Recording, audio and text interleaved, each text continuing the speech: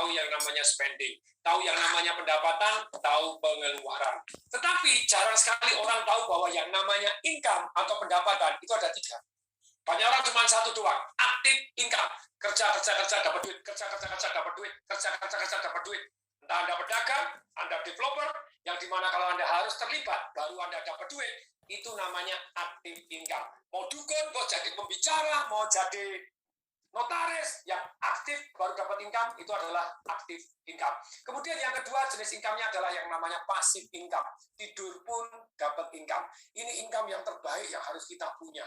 Aktif income boleh nggak? Boleh. Tapi passive income, tidur pun dapat income. Ini enak. Kemudian yang ketiga, yaitu namanya portfolio income. Portfolio income atau capital gain. Kenaikan dari harga. Harga apa? Harga kenaikan barang yang kita beli. Misal, saya beli rumah, harganya 2,4 M. 10 tahun kemudian, jadi 25 M. Ditidurin dalam waktu 10 tahun. Wow, naik 22,6 M. Sayang kalau Anda properti hanya satu, yaitu capital gain Anda. Harga saham Anda, harga dari Bitcoin Anda, ya kenaikan. Harga emas Anda, itu namanya portfolio income atau capital gain. Nah, kita akan bahas yang dari 3 tadi, mana yang paling penting? Kalau menurut saya, passive income. Semua income sih kita terima dengan tangan dan kaki yang terbuka. Tetapi passive income adalah merupakan salah satu goal kita yang paling utama di dalam kerja, ataupun dalam bisnis, ataupun dalam investasi. Passive income ada 3 macam. Satu adalah paper asset, dari kertas, tercatat, deposito, saham bagi dividen, reksadana, royalti, Anda nulis buku, itu paper asset. Aset yang berupa paper. Yang kedua adalah properti yang Anda sewakan atau Anda bagi hasilkan. Yang ketiga, yaitu adalah bisnis yang jalan tanpa kita. Nah, ini yang penting. Berikutnya, ini kan kita sudah ngomong tentang income. Berikutnya ada satu yang namanya spending. Spending itu ada 4 macam. Satu adalah yang namanya produktif. Yang kedua ada namanya konsumtif. Yang ketiga, tampak produktif ternyata konsumtif. Yang keempat, tampak konsumtif ternyata produktif. Perhatikan baik-baik. Nih, dengarkan, rasakan, lihat bahwa ternyata bahwa pengeluaran yang produktif itu adalah seluruh pengeluaran yang membuat aktif, pasif, portfolio income kita naik. Contohnya, Anda bayar karyawannya naik. Bayar mesinnya naik. Anda bayar televisi yang menghasilkan Anda duit Anda. Silakan. Anda beli mobilnya Anda sewa-sewakan menghasilkan duit. Ya, apapun pengeluaran yang membuat aktif, pasif, serta portfolio income Anda naik, itu adalah pengeluaran yang produktif. Pengeluaran yang konsumtif. Nah, pengeluaran konsumtif ternyata ada 3 gitu ya. Pengeluaran konsumtif itu apa sih? Semua pengeluaran, baik karyawan, beli mesin, beli apa, yang tidak menghasilkan uang lebih banyak dari yang Anda investasikan. Itu konsumtif. Lupa ini beli mesin, nah ini beli mobil, dan menghasilkan lebih enggak? Kalau tidak lebih dari yang Anda taruh, itu berarti konsumtif. Konsumtif ada 3. Yaitu satu, langsung habis.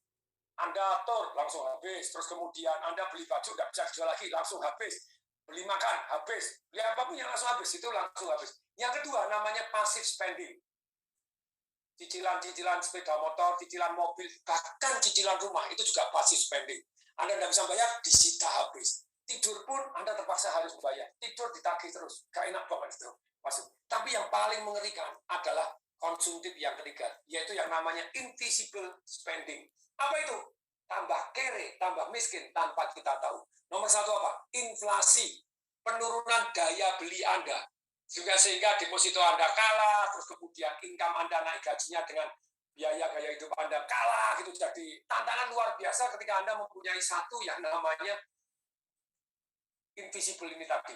Beli mobil, dulu saya beli Mercy S-Class, waduh luar biasa, 1,8 miliar, 1,850 miliar. 7 tahun kemudian saya jual Mercy S-Class-nya, tinggal 350 juta. Hilang 1,5 miliar. Nah, itu namanya invisible spending. Jadi kere tanpa Anda tahu. Kenapa Anda diminta untuk mengerjakan PR? Bahwa saya beli apa, sekarang kira-kira harganya apa? Waktu itu kapan, sekarang harganya berapa? Karena kita supaya tahu bahwa itu invisible spending ada di sono, darling. Nah, berikutnya, pengeluaran yang terkesan produktif, ternyata konsumtif. Contohnya apa? Contohnya tadi, misalnya beli karyawan, beli mesin, beli komputer, kendaraan, ternyata malah konsumtif. Jadi ternyata hasilnya kalah sama hasilnya. Beri contoh lagi. Ada orang beli sepeda motor. Saya tanya, sepeda motor harganya berapa? 3 36 juta. Loh, Anda nyicil berapa? 1,6 juta. DP-nya 9,5 juta. Sepeda motor apa itu harga segitu? Honda CBR, Pak. Oke, setelah total 3 tahun, 32 bulan, Anda nyicil harganya berapa total? 60 juta, Pak. Terus kemudian, kalau Anda jual, sepeda motor jadi berapa? Setelah 3 tahun, 18 juta, Pak. Rugi 42 juta. Lu padahal kan saya butuh untuk kerja. Untuk kerja Honda Legend, naik angkot juga bisa. Gitu aja kok repot.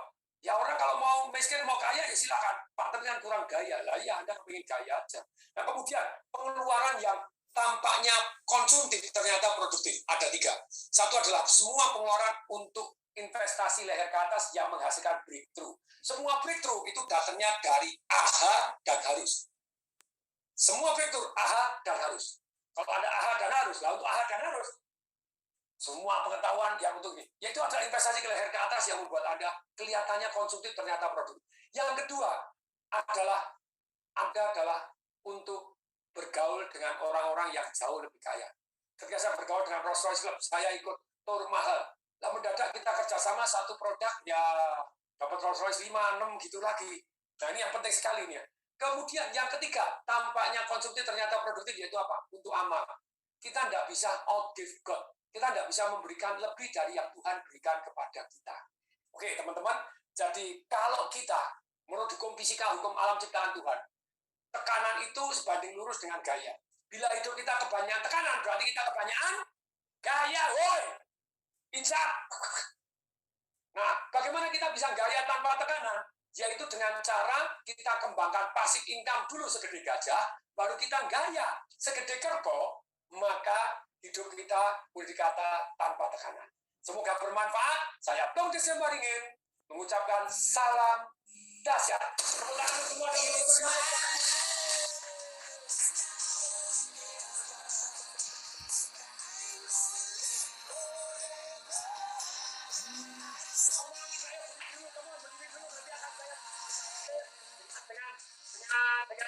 dengan namanya coach dengan slide-nya. Sekarang tolong berdiri semua, berdiri. Berdiri, mari. Tenang, cepat banget. Nanti kita akan ulangi lagi. Tenang, sekarang berdiri dulu.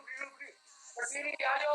Berdiri aja susah, mau sukses. Mana berdiri. Mari kita mulai dulu. Katakan, iya. Sampai katakan ih 3 kali. Yuk. Sampai katakan 3 kali. Katakan yang mesra. Oh, yes.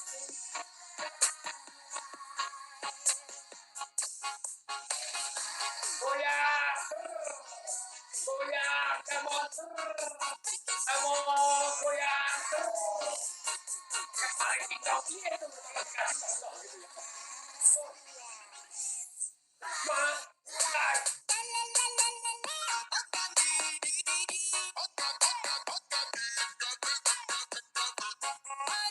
lagi kita ulangi, tenang, kita mulai berdiri dong, berdiri, ayo.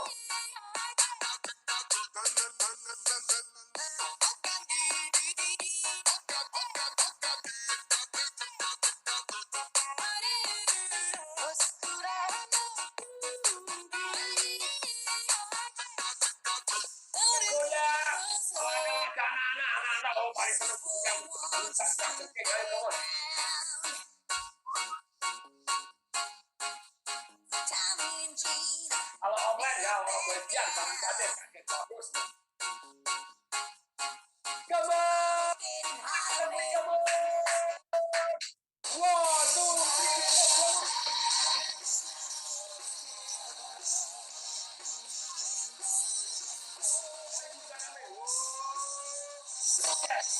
Wow. Hidup setiap hari, hiduplah dengan dahsyat. Berikan cos dan dikatakan Anda dahsyat. Silakan duduk, tepuk dada, katakan saya mbahnya dahsyat. Siapa yang mbahnya dahsyat? Kita semua. Nah, sekarang kita akan mulai pelajarin dalam waktu 7 menit tadi penjelasannya apa, tulisannya apa supaya Bapak Ibu jauh lebih ingat. Let's go. Yo, nih tolong layar Pak Diki. Nih. Kecerdasan keuangan dalam waktu 7 menit. Anda ingat harus tahu adanya income dan spending, sangat sederhana. Tapi jarang yang tahu loh. Yang namanya income itu kalau Anda mau cerdas secara keuangan, income itu ada 3 macam, darling. Aktif, pasif, dan portfolio income. Apa itu aktif income? Nah, ini. Yang sebelah kiri ketinggalan terusnya, Pak. Aktif income adalah maklar kesehatan, makelar properti, makelar perusahaan. Jadi dukun, jadi dokter, jadi apa? Ini ketinggalan. Nah, kemudian berikutnya, kalau jenis misalnya contoh passive income, Anda punya laundry. Pak Tong, laundry itu ada yang minimal. Pak Tong, itu kan kalau laundry tidak 100% begini. Anda passive income itu misalnya Anda punya peternakan duit atau perkebunan duit.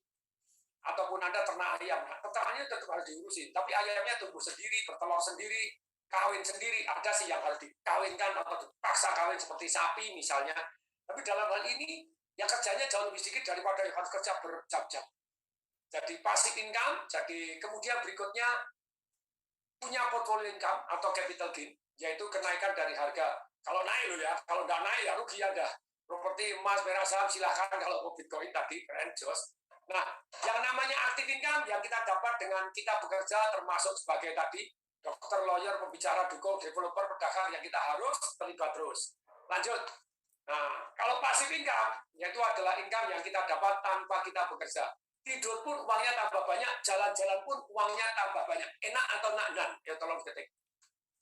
Apa itu Pak Tung naknan? Enak tenan. Tek lu ya gelem. Nah, ini naknan. Bayar ke saya dulu. Satu hari saya dengan anak saya nilai kimianya sempat jelek, padahal kita ajarin cara belajar. Kita ajarin cara mengingat, kita trainingkan mestinya dengan mudah, ngapalin unsur kimia dengan mudahnya semuanya kimia. Terus kemudian kita ajarkan seperti yang di Lab Revolution, ilmu memberi arti, mau tertekan atau tertantang. Saya buktikan. Setiap panggil nama gurunya langsung saya buktikan, semangat. Kemudian, jadi satu hari dia ulang tahun, mau beli notebook, saya bilang boleh beli notebook karena memang waktunya, silakan milih, bapaknya bisa mampu beliin aja. Terus kemudian, Papa, aku tak menunda kesenangannya. Waduh, dia lulusan Financial Revolution.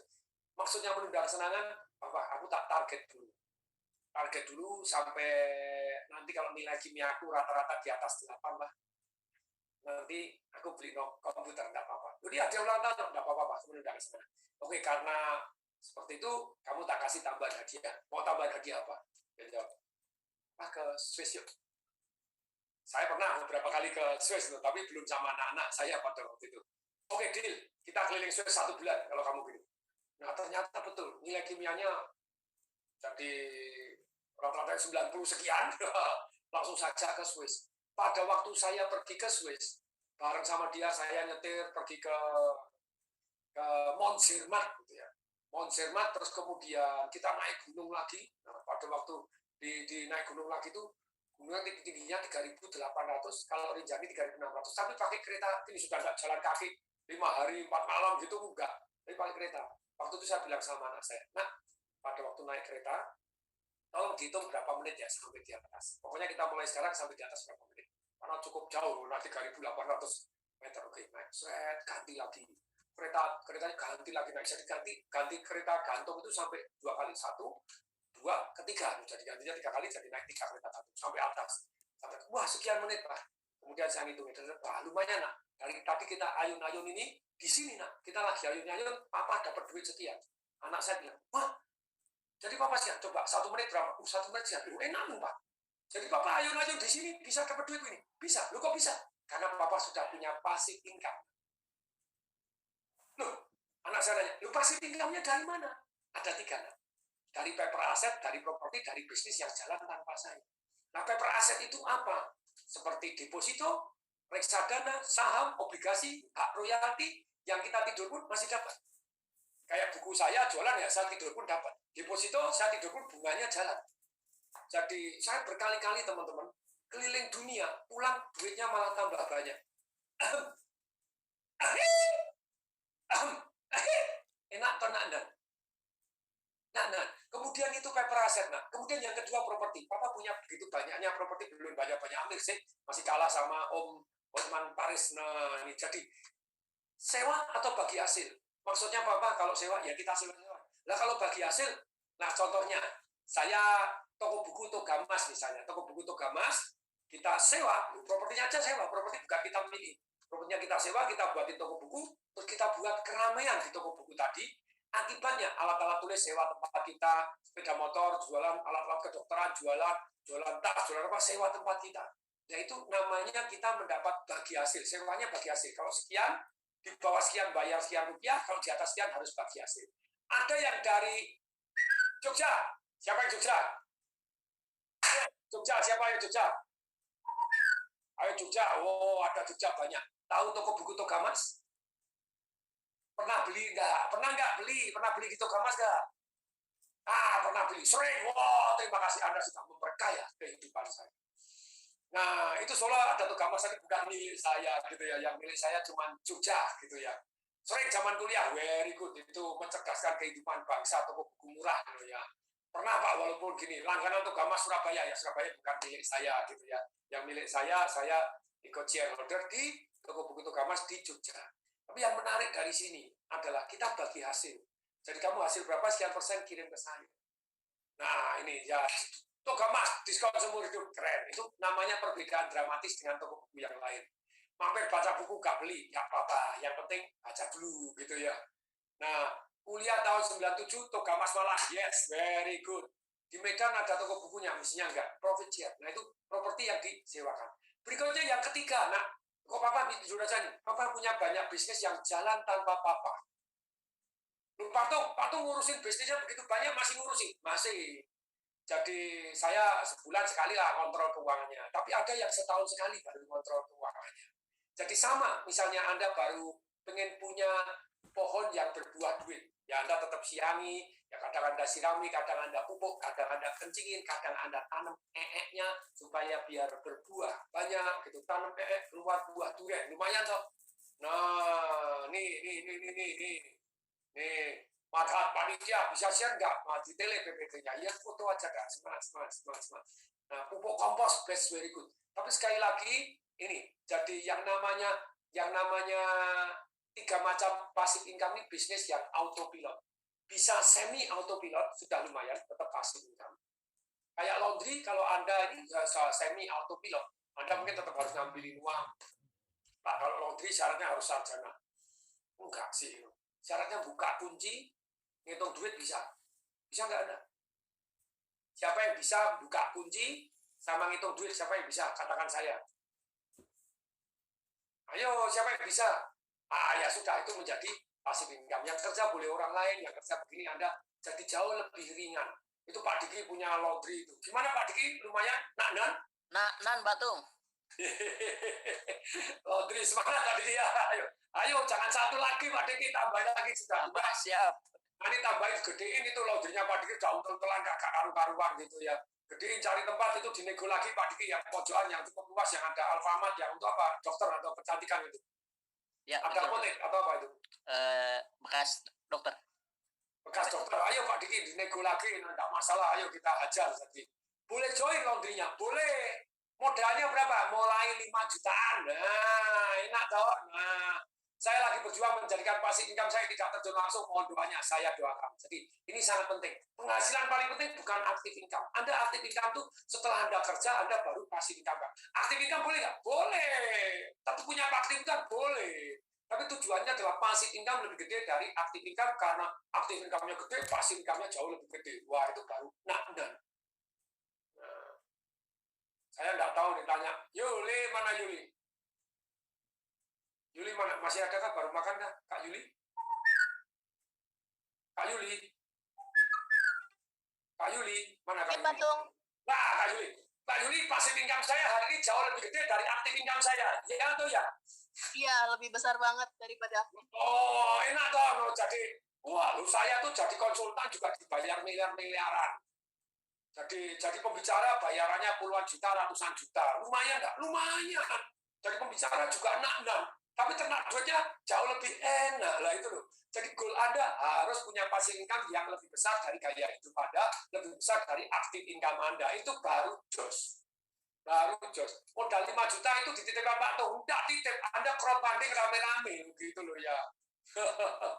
Lah Pak Tung kok bisa kontrol setahun sekali? Lah ya kan sudah jalan tanpa saya kok. Anda catat ya, kalau Anda mau punya bisnis itu harus ada 3 hal bisnis Anda. Kalau dari produknya masih ingat, punya manfaat nyata, punya perbedaan dramatis, dan bisa dipercaya. Tapi kalau Anda betul-betul istilahnya Anda mau bisnisnya jalan tanpa Anda butuh orang dan butuh sistem. apa? Orang itu apa? Betul, Kak Andi Kurniawan, aktif income dari konsultannya, dari pegadaian 2, sekian miliar. Tapi kalau di tempat lain saya 4 miliar, 4,5 miliar. Nah itu tapi pas income-nya, tanya Odil yang ngerti Odil ya, tanya gede ya nak pokoknya. Tapi sekali lagi nih, jadi Anda kalau bisnis mau jalan tanpa Anda boleh sistem, perlu sistem, sama perlu orang. Orang sama sistem perlu mana? Perlu orang. Jadi rahasia, sukses punya bisnis, punya investasi. Saya kasih rahasia yang paling dramatis. Siap? Tolong kanan di semua. Ayo ikutin saya dong, kanan kiri. Tak kasih tahu rahasia. Bilang, rahasia. Ayo ngomong. Rahasia. Kalau Anda mau bisnis, mau sukses, investasi mau sukses, rahasia nomor satunya apa? Anda perlu orang lain. Perlu apa? Orang lain. Rahasia. Anda jago mempekerjakan orang lain. Loh, kok jago bagaimana? Ya, jadi kalau Anda tidak jago mempekerjakan orang lain, kan repot. Investasi orang lain yang harus bisnis orang lain jalanin. Kalau Anda tidak bisa. Makanya salah satu pelajaran di Business Revolution saya, kemarin siapa yang ikut saya 5 hari? Siapa yang ikut 5 hari Business Revolution dengan top sequence, rock and roll sampai tidak jauh, jadi 5 hari itu jadi 6 hari itu. Wah itu, saya, Kak Astuti, STU, Kak Nurul Kartika, Tedikwan, dahsyat atau dahsyat banget? Seminarnya dahsyat atau dahsyat banget? Wah dahsyat banget, Jos, wah Kak Yuliali, dahsyat banget, very good. Ya kita perlu orang lain. Kalau Anda mau supaya bisnis Anda sukses, jalan tanpa Anda, investasi sukses, Anda jago mempekerjakan orang lain. Hati-hati dengan botol, bodol, dan bobol. Akhirnya bodol juga dan botol juga. No. Hati-hati, jago mempekerjakan orang lain. Mulai dari recruiting caranya bagaimana. Mulai sistemasi caranya bagaimana. Jadi kalau Anda orang dan sistemnya apa? Orang yang bisa membuat sistem juga. Sistemnya apa? MKS. Jadi kalau Anda mau bisnis jalan tanpa Anda, investasi jalan tanpa Anda butuh orang dan butuh sistem. Orang cari apa? Cari yang peace. Peace apa sih Pak? Passionate. Punya passion. Integritas. Yang punya skill. Peace. Jadi ada caranya. Bagaimana buat passionate? Tadi Jumatan saya sudah share. Kemudian ini cari orang. Cari sistem, orang dan sistem. Sistem kita buat. Urutan tata cara kerja. Kalau diulangi, hasilnya sama. MKS, marketing, kontrol, sama SDM. Ini yang the conversion ada yang ikut atau tidak ada Pak Diki karena sudah berkali-kali ini. Pak Diki kemarin baru aja meeting dengan saya atau dengan orang the conversion saya suruh ikut. Ya, betul Pak. Keren nggak Pak Diki? Keren banget. Keren banget. Marketing, SDM itu termasuk bagi hasil. Bagi hasilnya keren banget nggak Pak Diki? Lebih keren lagi bagi hasilnya. Kok bisa lebih keren? Saya bagi hasilnya sampai berapa sih Pak Diki? 2 kali lipat ya? Itu yang untuk Desember ini kita tingkatkan insentifnya 2 kali lipat. Kalau seorang karyawan begitu, seorang sales yang baru kemarin masuk itu gajinya bisa berapa? Bisa 20 jutaan Pak tuh. Itu bonusnya bukan gaji dong. Iya. Keren tuh, keren banget. Keren banget. 20 jutaan. Belum bagi hasil berapa persen yang saya bagi dari total penghasilan saya.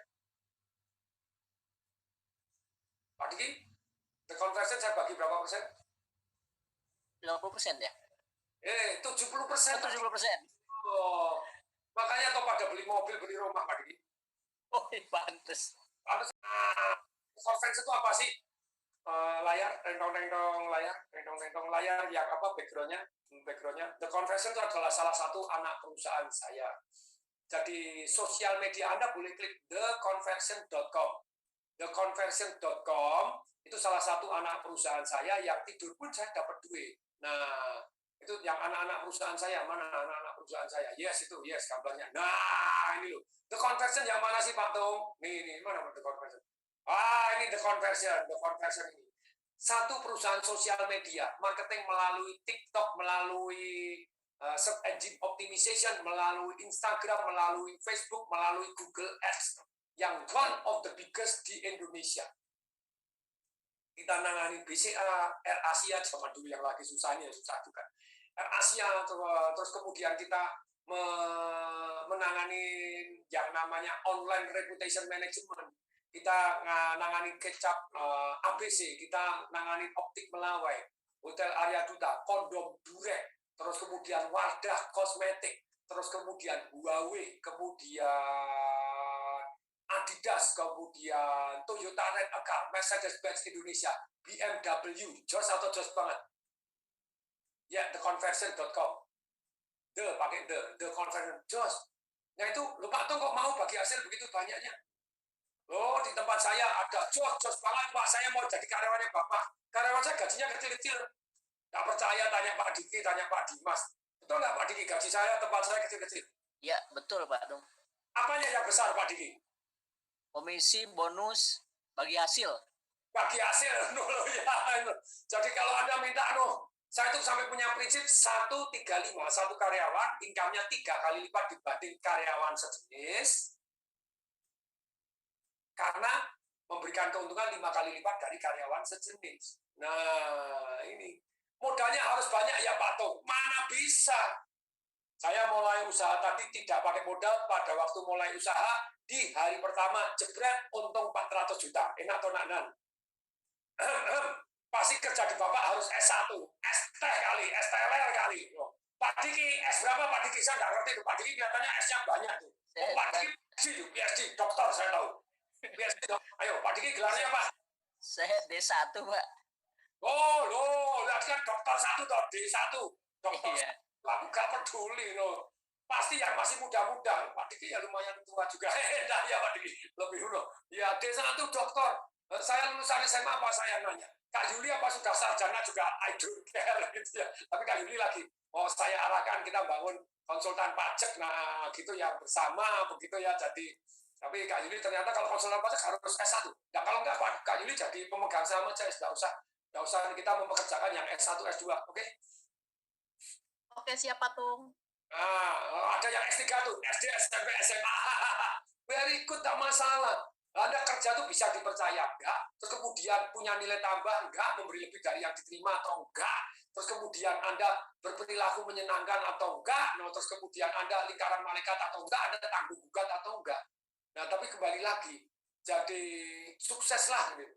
Kalau Anda mau setahun naik gaji 3 kali, yuk siapa yang hadir di sini? Bentar. Sayat mana sih? Sayat maju.